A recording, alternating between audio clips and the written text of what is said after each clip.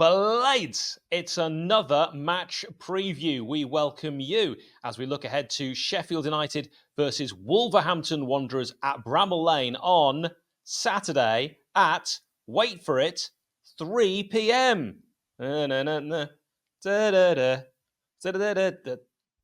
Just me?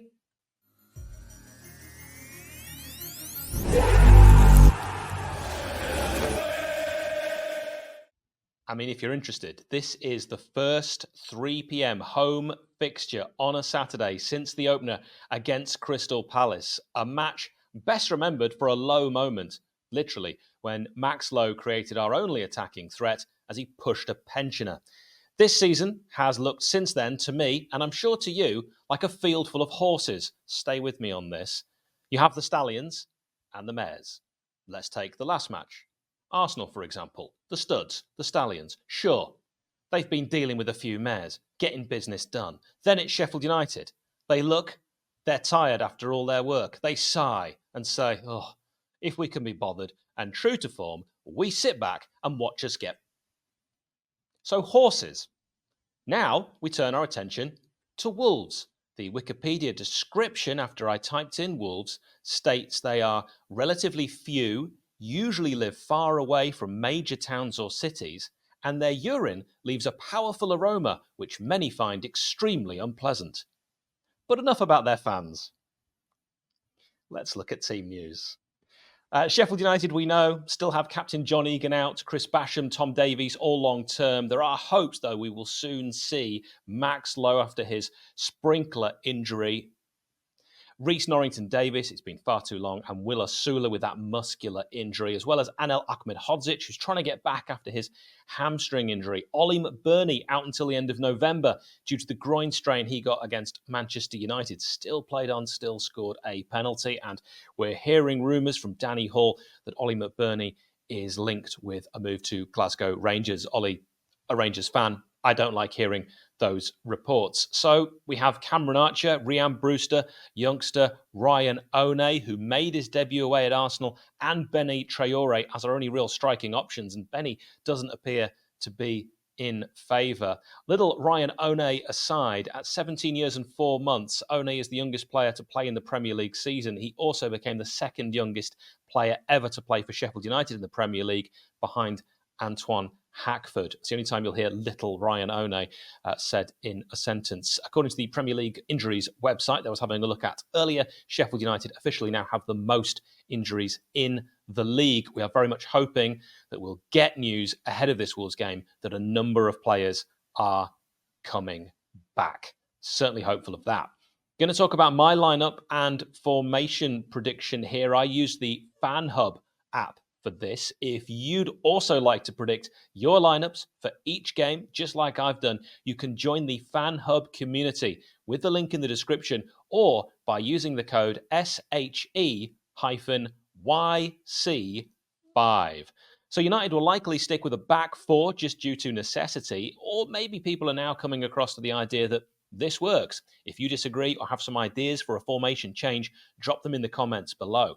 Foderingham, Baldock, we saw he's back now, and it makes sense, I think, to play George. He has been in great form a lot longer than Bogle. Trusty, Robbo, Thomas, or personally, if fully fit, Larouci. Neither have really impressed me, but Larouci slightly more. Sousa, Hamer, Norwood, McAtee, Brewster, and I think you go Archer, because we've got to go a little bit more attacking than we did away at Arsenal, where we created nothing.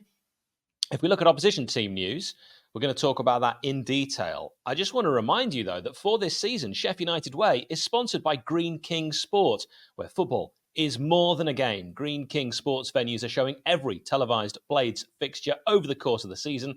So instead of turning to the internet for a dodgy stream, get your mates together, get down to your local Greene King pub and get closer to the action. This season, Greene King have launched the Greene King Sport Instagram page.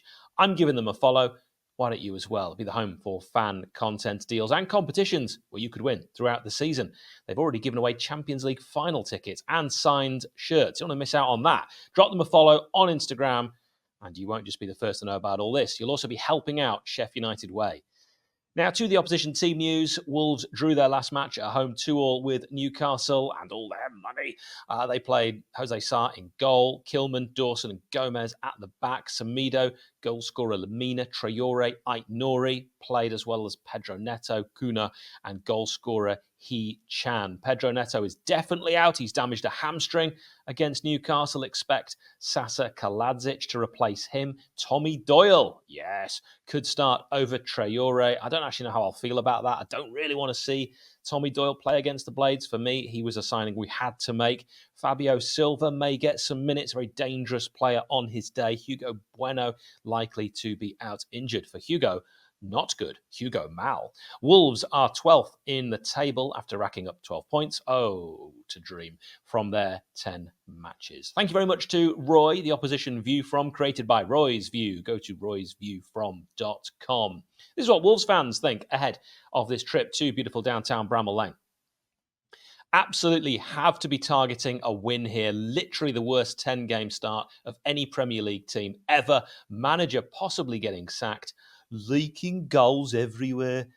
Also, another one says Doyle in for Booba as he deserves a chance from the start following a few really positive sub appearances, and you could see him turning it on against his old club. Stop saying words. Here's another Wolves fan's opinion. We're 100% losing to Sheffield United, by the way. I like that comment, not because I want that to happen, but because they haven't called us Sheffield, which is great. I believe we've turned the tide after the Sheff United game this weekend. It's the same old Wolves, and they will lose. So there's another one.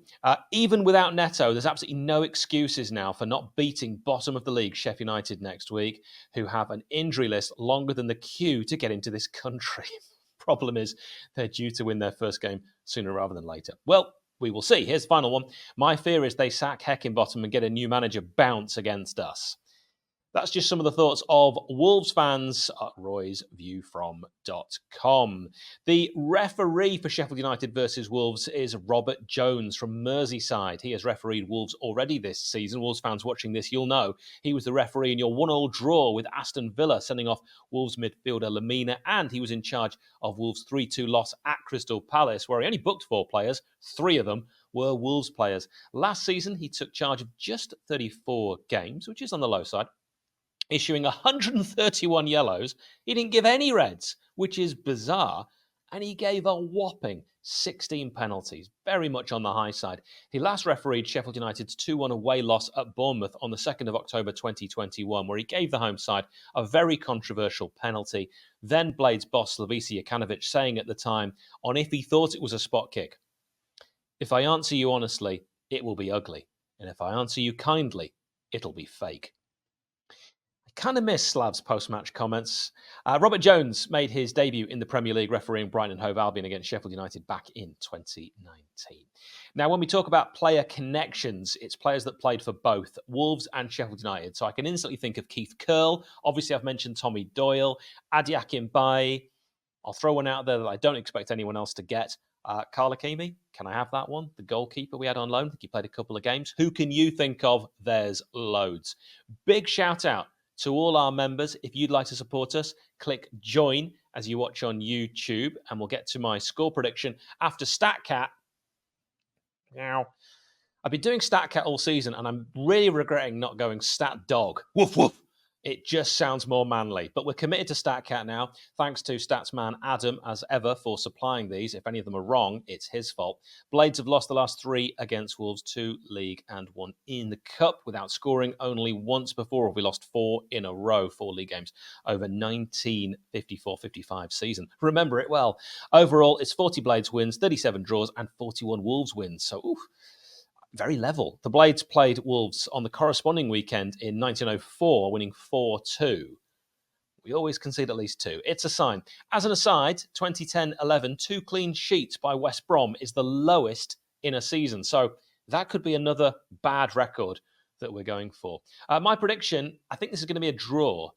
We need to win. We know that. It's either going to be a bore 0-0 or maybe a 1-1, but I'm not sure I can see us scoring. Let me know your score prediction in the comments. Subscribe to the channel and our audio podcast. You can check out the 𝗍𝗫𝗍𝗏 in, 𝗍𝗍𝗏 out video and audio podcast. Great job that Ollie's done there. Very fair, very balanced, giving both sides of an argument that we aren't having.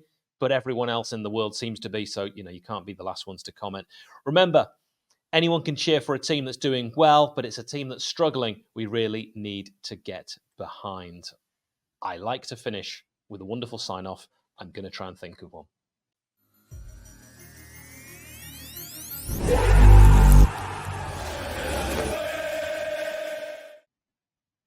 Do it for the fans.